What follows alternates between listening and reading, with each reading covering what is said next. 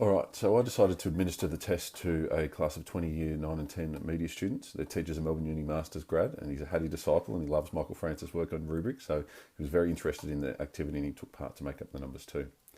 There's a required minimum level of literacy, I discovered, for students when they undertake this test, and this needs to be considered when deciding which levels to undertake the program with and the level of assistance provided to students. This was a problem for some students who required assistance to begin, mainly through pointing out the instructions and asking them to reread to ensure they understood what was being asked of them on a specific task.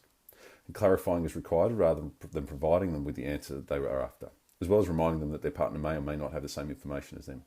Students tended to take the activity seriously in the main and enjoyed the challenge with very few frustrated noises, far less than a class full of master students. And all partnerships progressed to the coin activity with a number successfully completing some stages of these activities. Prior to discussing the reports with staff, I provided an explanation of what a learning readiness report was to ensure that the interpretation and discussion was on the right purpose of the report. Together with the teacher of the class I tested, I also discussed the results with my principal and a leading teacher of maths, together with the domain leader of FLIP, which is Future Learners Inquiry Program, and I've added a link below about that, which is well suited to the use of these collaborative problem-solving skills, specifically in the teaching of 21st century skills or the general capabilities as part of their standard curriculum.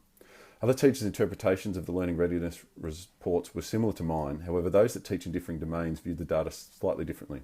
The media teacher's interpretation of the data saw relationships between students' cognitive development as shown on the rocket charts and his perception of their resilience within the tasks of his subject. And those that work in subjects that promote or require students to problem solve in a more traditional sense, like maths and science, found the results to be reflective of what they find in class when using worded problems when considering the cognitive results. There was a relationship there. It's clear that from the student learning readiness reports that there is scope and the need for greater development in the teaching of collaborative problem-solving skills at my school. The students' results in the social strand were significantly greater than those of the cognitive strand, which is also of interest. So the implication for instruction is that it's evident from the data that explicit teaching of collaborative problem-solving skills is necessary for students to succeed with those skills. Many students struggle to begin the task as they could simply not work out what to do or how to do it. This appeared to be related in part to the literacy problem, but also to a lack of exposure to this type of task and problem solving in general. Whilst this generation are adept and quickly become equipped with the required skills to successfully complete and compete in video game challenges and phone-based game applications, when something doesn't appear familiar, there's a feeling out process. And the need to develop student literacy and vocabulary skills was also evident as some language was foreign to them and proved to be a stumbling block. The trial I conducted provided sufficient evidence to support my view that this would fit well within our FLIP program.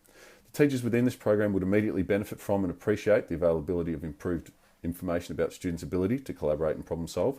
Teachers currently teaching this program have demonstrated interest in having their students involved in the testing process to help guide and differentiate their planning and teaching.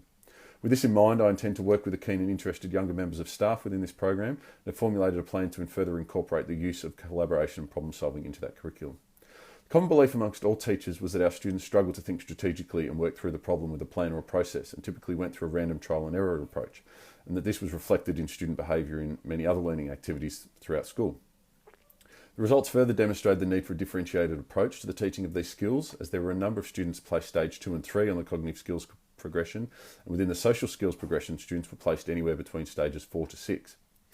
With little correlation between the learning readiness of students within the cognitive and social strands, i.e. not many students scored high on both or low on both, shows the importance of considering all of the data and not making generalisations about a student's ability in a certain area based on data that may or may not be related.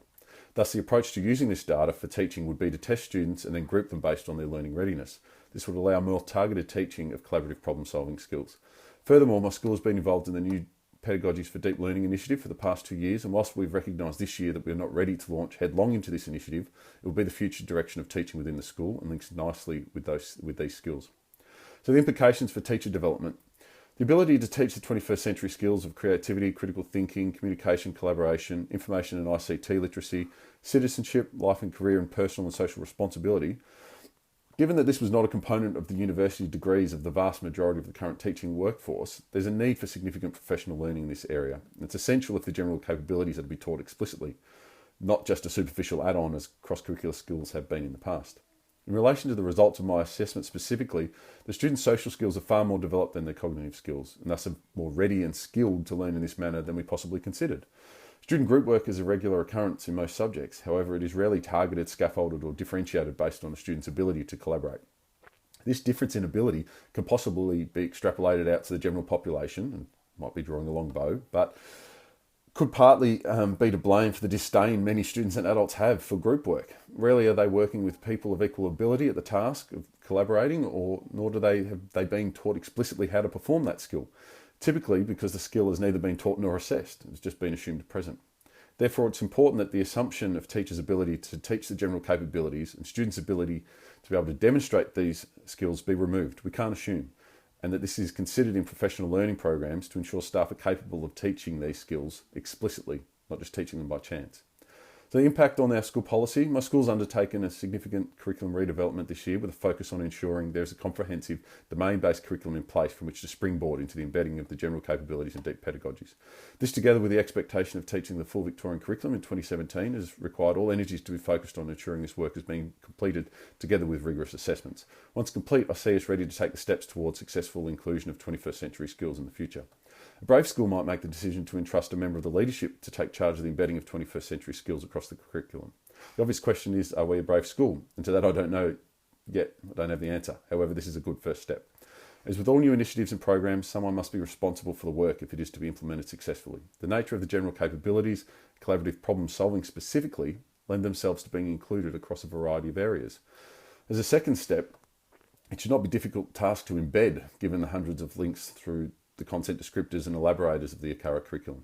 The approach of giving direct responsibility for creativity and critical thinking to the humanities or arts, for example, would appear to make sense, given the high percentage of elaborations tagged to this general capability within those learning areas. However, does that mean it should not be taught in other learning areas? And Barry McGaw made it quite evident in his presentation that 21st century skills are clearly linked right across the ACARA curriculum through specific general capabilities. You get examples of personal and social skills are tagged in 96% of health and PE content descriptions, but also tagged elsewhere. And ethical understanding is tagged in 56% of business and economic descriptions, so it can certainly fit in. So it's a big job, and this demonstrates the need for responsibility and ownership of this decision-making process to ensure its successful implementation, so we don't have another VEL situation where cross-curricular capabilities were add-ons and reported on in the same manner. Further implications to arise from undertaking this task is the need for formative assessment to guide teaching from the point of learning readiness, understanding what the student is ready to learn. The importance of this cannot be undersold in the pursuit of excellence for all students, allowing them to be better than their best, not just to achieve to the relevant standard. This would be the third step in creating the right conditions for implementation, ensuring staff were cognizant of this process and how to effectively utilise formative assessments for learning. This will be a challenge for some staff, and a staged and supported approach will be necessary. The school's planned future focus on deep learning pedagogies dovetails nicely with the teaching of 21st century skills as part of the curriculum, and we'll see them as essential components of our lessons. However, having a rigorous curriculum for which to teach in engaging and challenging ways is a critical first step. The general capabilities and 21st century skills that are to be delivered as intended will require explicit teaching, assessment, reporting, not lip service.